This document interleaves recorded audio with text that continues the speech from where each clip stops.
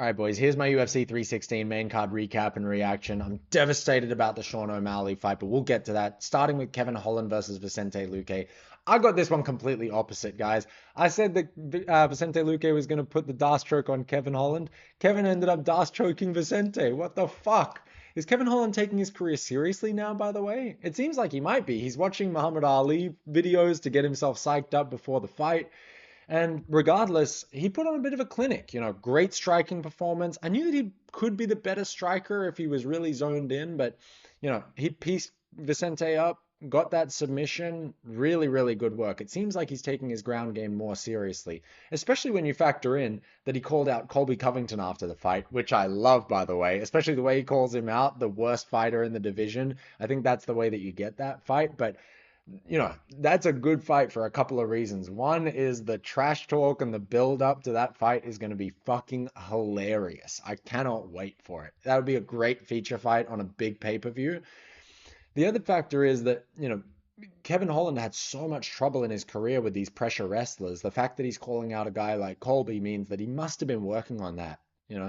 And when you factor in that Kevin Holland has a win over Joaquin Buckley, like a really good win as well, if he can put some good wins together in the welterweight division, I could see him making a legitimate title run. He had a close fight against JDM. He could maybe go get that win back against Stephen Wonderboy Thompson if he doesn't decide to have that stupid gentleman's agreement that he had. But I think if you beat Colby, there's probably no reason to fight Wonderboy. So we'll see where it goes for Kevin. For Luque, I think it's retirement time, man. Like, do you really want to see him take another fight? I he's taken so much damage already. He's had brain injuries. Unless he absolutely needs the money to fight, I would love to see Vicente Luque retire. Anyway, moving on, Mario Bautista versus Patchy Mix. Mario Bautista has to be the most hated fighter in the UFC right now. Like I said, he was getting booed at the weigh-ins, booed on the walkout, booed after his fight. The UFC fucking hates Mario Bautista. They weren't even willing to publish his Octagon interview. He's the only fighter that won on the main card that didn't get his Octagon interview published, which is, just shows what the UFC thinks around Mario.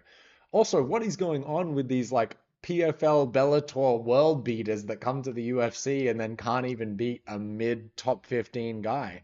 Between Michael Chandler, Patricio Pitbull, and fucking Patchy Mix, it's basically just showing that the UFC has a much higher caliber of fighter over here.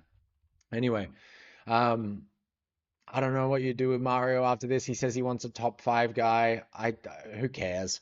Moving on, we have Joe Pyfer versus Kelvin Gastelum. Again, I got this one completely fucking wrong. I thought that with the experience and the whole Mexico City debacle, maybe Kelvin could get the win, but Joe Pyfer put it on him, man. He looked like a stud. He fucking rocked Kelvin twice really badly in the first round, and then seemed like he was just trying to headhunt after that, which, didn't get him the finish. When you have the type of power that Joe Pyfer has, you really don't need to be headhunting. Just wait for those shots like you did in round one. But, I mean, he even said this in the Octagon interview afterwards. He said that he basically threw his game plan out the window. Kelvin Gastelum's still tough, but if you're not disciplined enough to fight at welterweight where you should be fighting, what is the UFC meant to do with you other than just like feed you to a few more up and comers so they can get your name on their resume before you retire?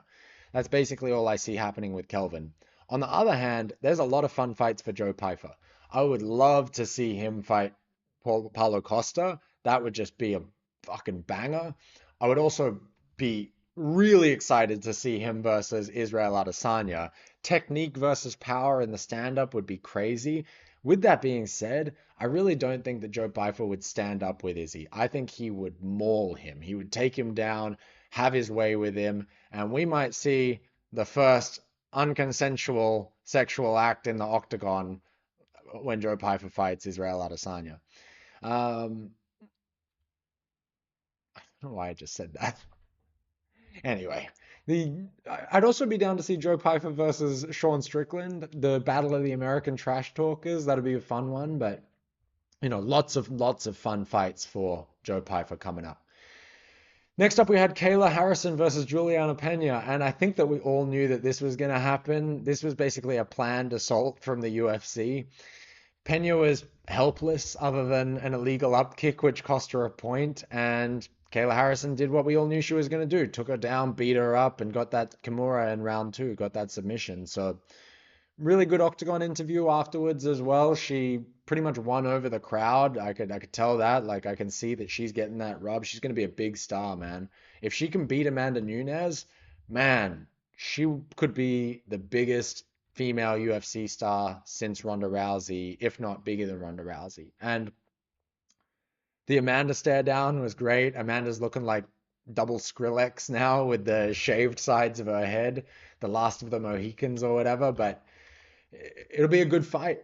I think if Kayla Harrison can win against Amanda Nunes, no one's taken that belt off of her other than the scale.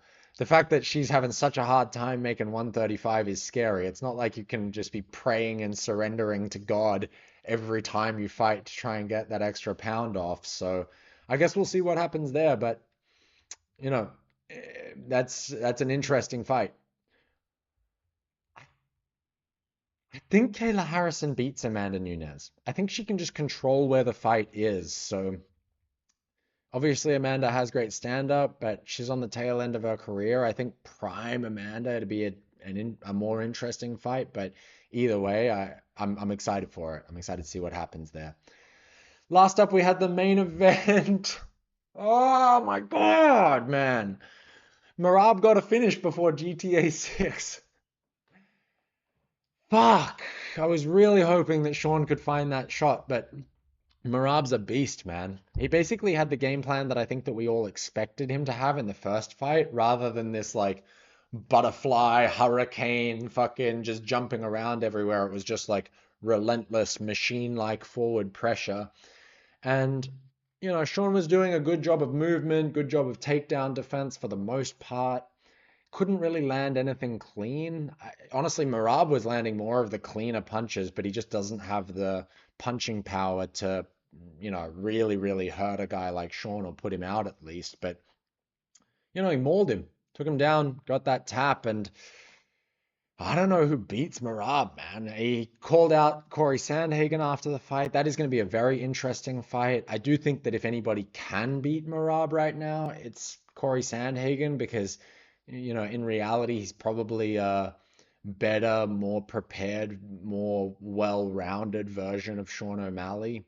He's a bit trickier. He has more experience against those high-level opponents. So that'll be very, very interesting. But, if Marab beats Corey Sandhagen, then who do you have for him? Mario Bautista? Like, who gives a fuck about that?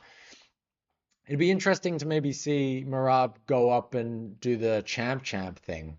Marab versus Volk would be crazy, man. That would be a crazy, crazy fight. What do you do with Sean? It's not like he can fight Sandhagen if Sandhagen's going to fight for the belt.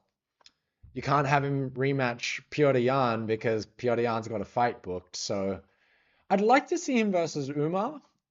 Sean versus Umar Nurmagomedov would be an interesting fight, but other than that, I mean, what do you do? Like, Sean seems like the type of guy that was, I know he said that he wanted to fight till he's like 37 or whatnot, but I don't see him being the type of guy that wants to be fighting contenders or be the gatekeeper of the division or anything like that. But at the same time, like, his celebrity status is really hinges on his UFC champion status, right? I just burped.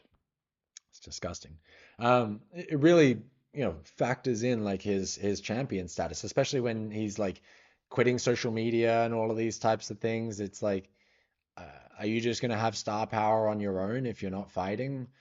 With that being said, this guy has made so much money. He could literally completely retire, go live on his farm with his family, and sail off into the sunset.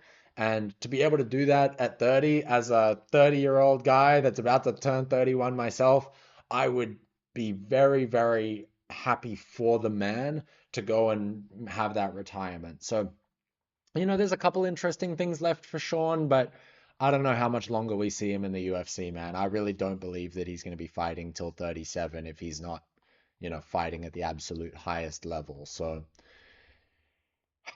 Marab's a machine for real. He's the best. He's the truth, man. Like It would have been interesting to see what would have happened with him versus Aljo. I think he would have beaten Aljo, but Aljo does have a really good style to beat Merab. The fact that they're best friends and training partners, you know, iron sharpens iron, man. Those guys are good. What else? I had the fucking worst picks ever this week, man. I pretty much got every single fight wrong, especially when you factor in that even Michael Bisping's fucking blind eye could have seen that Kayla Harrison was going to win that fight. So I don't really take that much credit for calling that win. Other than the Kayla Harrison fight, I got every other fight on the card wrong. And most of them, literally the opposite of what I said was going to happen, is what happened. So I guess that's why they called me Big Dumb Harry. I don't know MMA, I guess. I should just start flipping coins to decide who's going to win the fights. But yeah. Anyway, see you next time.